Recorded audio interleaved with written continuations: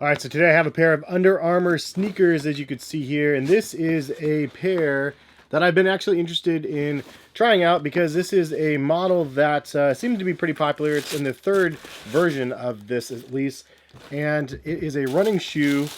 And of course, I wanted to test it out and check the comfort of the technology and see how it is for, like, I guess just for casual usage, as I love to do. So this is the Under Armour HOVR Machina 3, if that's how you say it. Machina, I don't know. But anyway, this is the third version of the Under Armour Machina, and it does feature the hover technology, as you can see in the midsole here, which is part of the reason why I wanted to check these out, see if they were comfortable, see how soft this this midsole is, and how it compares to anything else on the market. Is it worth checking out or not? Big shout out to Champ Sports for actually sending this one over. And if you guys want to buy a pair, I have a coupon code for 20% off of the purchase if you guys are trying to get these. So check the link in the description. But this is a look at the new Under Armours, and let's go ahead and get into the video. So the retail on these are $150, but you can get them on sale for around $120 or so. And again, this is the Under Armour HOVR Technology Machina 3. And what the product says is, above excuses and challenges, faces the best-in-class comfort of the Under Armour HOVR Machina 3. Decked out in performance, these trainers feature a strategically mapped design without any overlays or seams to minimize distraction and discomfort. The responsive UA HOVR cushioning ensures maximum impact absorption and delivers a stride that is so light you feel like you're gliding. Complete with a channeled outsole for added durability and flexibility, the Under Armour HOVR Machina 3 is built for serious athletes. Engineered warp spacer upper ensures optimal lightweight containment and breathability. Aerodynamic heel design and external TPU heel wrap provide added support and lockdown fit. Molded EVA sockliner enables soft comfort, and it connects via Bluetooth to the UA MAPMYRUN app, and it tracks and analyzes your running metrics. Weight is 10.6 ounces. So that's a lot of information on these things. How do they fit? How do they feel, though? Let's go ahead and get into that. I would say my overall first impression on feet, I put them on and I was like, you know what? They feel pretty good. It's not the soft, squishy craziness that you expect from, like, I guess, like distance running sneakers. This is more like a training shoe. Under Armour is like the king of training, so it's kind of like in that realm of a versatile training slash running pair of sneakers. At least that's my impression of them. If you're wanting something a little bit firmer on feet in the midsole, so you're not like squishy like what I love, but if you want something a little bit firmer, this is a good option for you. And because it has that firmer midsole, it is a little bit more versatile. You have more ground feel, and you could probably lift weights and be more stable when you're doing so. But it's also primarily a running sneaker, and it does have a little bit of tech in this midsole. So you have the hover. I love the netted look of the hover technology. Pretty cool stuff, but it's actually a little bit bigger in the back and decently soft here. But I believe it's a dual density midsole. As you can see, the back and then the front right here is actually done a little bit differently. Let me do a little test with my durometer and see. The back is pretty firm at like 40, 41. The front is about at like a 38. So it's a little bit softer in the front than it is the back. And you can tell when you're squishing side by side, this feels a little bit softer in the front than the heel strike does. I would say overall the mesh just feels like a normal pair of sneakers, nothing too fancy there. I got the regular size. I don't think it comes in a wide version, and it fits true to size for me.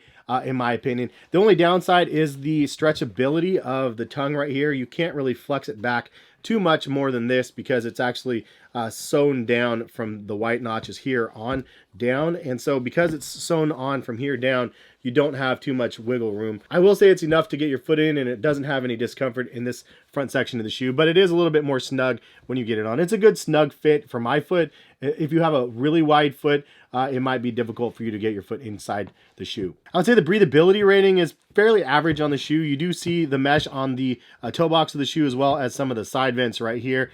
It's nothing fancy. It's average, again, 7 out of 10 sort of. The ground feel rating, I give like a 7.5 out of 10. It definitely has a nice ground feel when you're walking around, and because it is a little bit of a firmer midsole. Stability in these, I would give another average rating, 7.5 out of 10 or so. It's pretty stable feeling because it's firmer on your foot. It is a pretty high stack, but honestly it felt really good and very firm underfoot, and so the stability was there as well. And you can see it's pretty wide base on the back. It's not super narrow, so that's very helpful. The traction rating, I would give a good rating as well, like a 7.5, maybe even an 8. It felt really good. It's nice and sticky. The rubber, it's done in little pods in the front. I actually kind of like the look of it as well.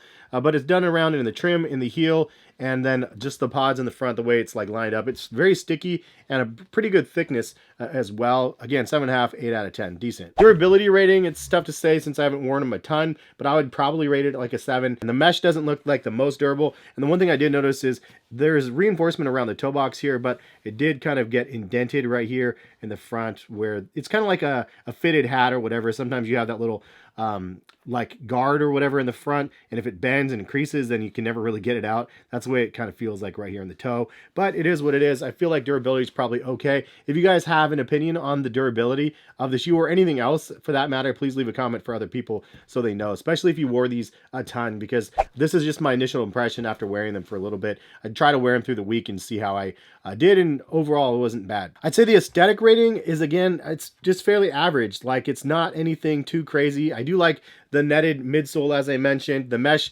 pods and stuff on the upper look really good, and maybe it's just because I got a white and black colorway. It's pretty plain. Other colorways probably pop a little bit more, but aesthetics for me, 7 out of 10. Doesn't do anything super crazy for me, but it is a nice overall feel on feet. One thing to note is I think the Machina 2 had a Pebax plate in the middle, and this one has that removed. I personally don't really like or need the plates in the middle. I mean, I'm indifferent, but they removed it for those people that really want that there. It is not there in this version, so you guys know. Some of the things I like about the shoe, though, I like the idea of the accessibility of the Bluetooth and the MapMyRun. I'm not one to use that, but for somebody that has value in that, these shoes offer it.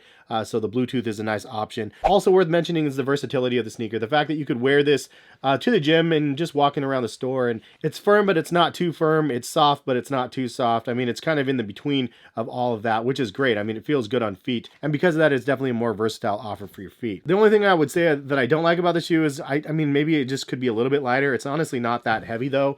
And all in all, like, it's a pretty average pair of sneakers. It's not anything earth-shattering, groundbreaking, but if you're looking for a new pair from Under Armour, but this is a great option for somebody that wants something nice underfoot. Honestly, though, if I had to choose between this and the Velocities, and I'll link those in the description as well, I did a review on the Velocities, and that is just midsole. There's no outer traction on the Velocities.